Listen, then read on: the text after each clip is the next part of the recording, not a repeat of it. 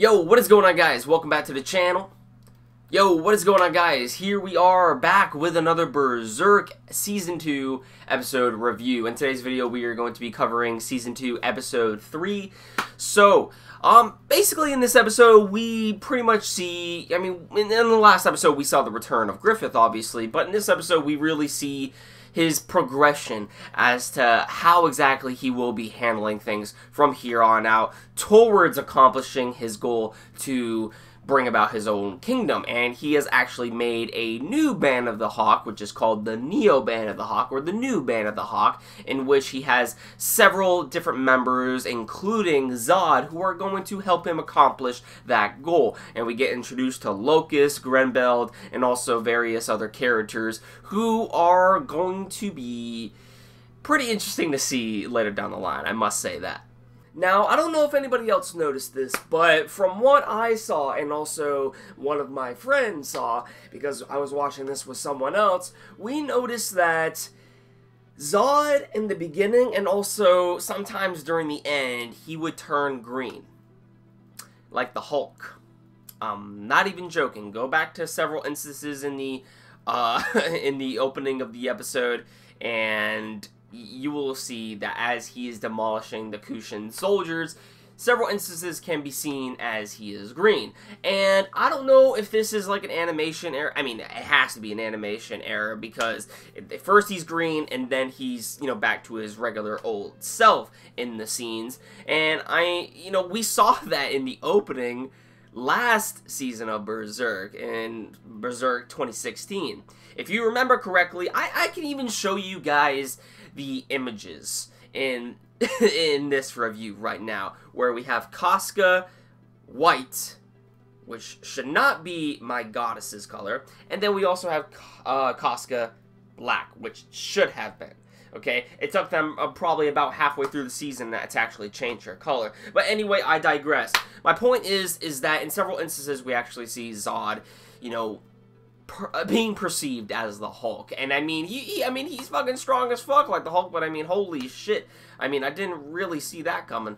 Now, there is one thing that is worth taking into consideration in this episode, is that there is this little girl who apparently is one of the captives by the Kushan until actually Griffith arrives, and she becomes also a part of Griffith's team of the Band of the Hawk, but she is very odd.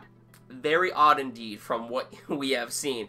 She's just like, oh, that's Griffith? I want to be with him. Freaking goes right, with his group, and is also like, I'm not afraid of trolls in the forest. I'm going to go right ahead. They're actually the demon army. I want to introduce the knight. What was it? Mule? Wolfflame? Which is a weird ass name. You're a freaking donkey flaming wolf. Okay. But we get introduced to those two characters. I'm not really sure. From what I have seen in the manga thus far, I have no idea what purpose she has in the manga, and also what Mule has in the manga. From what I've seen, I haven't really seen too much of them, to be completely honest with you. And they're kind of forgettable as characters, because really they just seem stale, in my personal opinion. Especially the girl. Especially the girl. She just comes up right to Griffith and is like, oh, I want to be with you. I want to help you out. I don't really know what you want to accomplish, but I want to be with you and serve you. And she already becomes a knight. I don't know. I don't know. I'm not feeling her character at all. But we get introduced to her as well as Mule Wolfflame, the knight.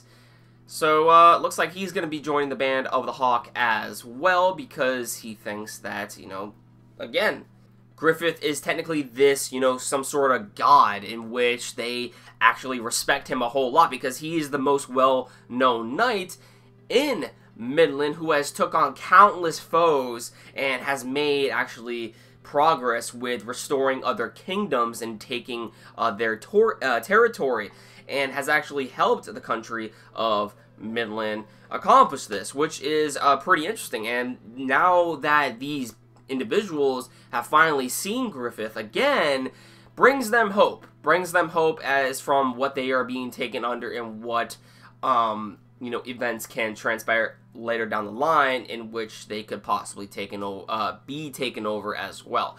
So really, all the motives the girl and the knight have, Mule, is just that they think that Griffith is going to be the savior for them. And then pretty much at the end of the episode, we see that Guts and the rest of his members who are now going to accompany him on his journey are going to seek out Griffith, while Farnese takes care of Casca, because obviously Guts has petrified Casca to the point where she hates him now and is completely afraid of him.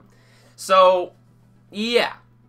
In the next coming episodes, we can expect that, and also probably one of the most notable plot points is that also Farnese has completely changed as a character compared to what she was back in Season 1 with the whole conviction arc and everything. As we knew Farnese was a freaking wacko as well. I mean, a lot of these characters in the series are freaking wackos, but I mean, she was a really weird character, but now it seems like she is making some character development, because if you have read the manga and have also seen this episode, you will see that she ends up cutting her hair, and in Japanese that really pretty much stands for a new beginning for the individual.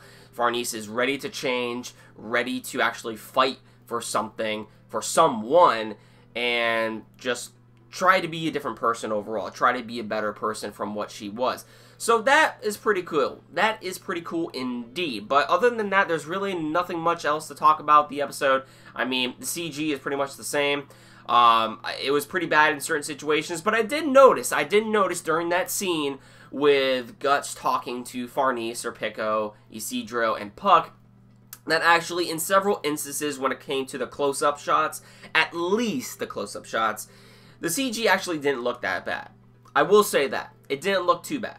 But the rest of the episode, including some of the backgrounds, including the blood, the CG blood that was appearing out from the sky after someone would get freaking their head chopped off or stabbed, it just looked like little droplets of ketchup.